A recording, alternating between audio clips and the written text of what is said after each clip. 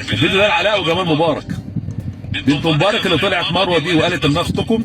الموضوع ما يعديش كده. ما تقوليش بقى اصابه لغه العظماء والكلام ده. اصابه لغه العظماء دي كانت مع ابوكم الله يرحمه، لانه كان راجل دوله، اما انتوا اشخاص عاديين.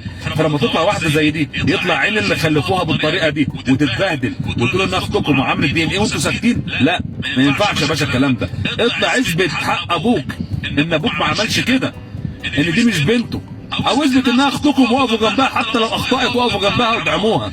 لكن تقف كده لا انت كده ولا انت كده وقف في النص، لا يا باشا ده مش مقبول منك. مش عشان خاطرك انت، عشان خاطر ابوك الله يرحمه. انا واحد من الناس اللي وقفت مع ابوكم من اول يوم، لانه رئيس الجمهوريه مش ان ابوكم بالمناسبه، لان كنت شايفه راجل في الحرب كان بطل، الفتره اللي حكم فيها 30 سنه حاسب على المشاريب لوحده. مش هنسى ابدا ان جبروت مبارك ده يخش داخل القفص ويقول للقاضي تمام يا فندم. انت متخيل؟ ده معناه ان هو راجل. ابوك شعبيته زادت كمان بعد ما مات، لانه كان راجل برضه. فالنهارده لما تطلع بنت زي دي تقول انها اختكم وتقول لا مش هنتكلم اصله ما اصلش، يبقى انت هدفك حاجه يا باشا من الاثنين. يا اما عايز تقول بقى ان الدوله هي اللي بتعمل كده فيا يا جماعه واديكم شايفين بيبهدلوني، وما اعتقدش ان ده هينجح يعني، او ان انت بتنكر بنت اختك.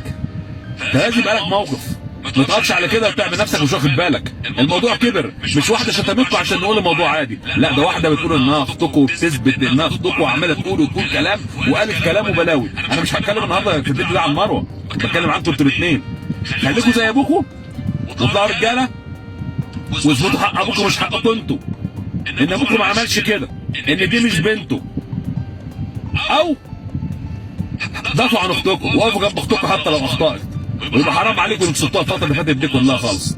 هنا الكلام ليكم انتوا الاثنين مش لحد تاني. احنا طلعنا مبارك بكل اخطائه بكل عيوبه بكل مميزاته، الراجل حسب على المشاريب مات، والناس النهارده بتحترمه، حتى اللي كان بيكرهه وما بيحبوش بيحترمه.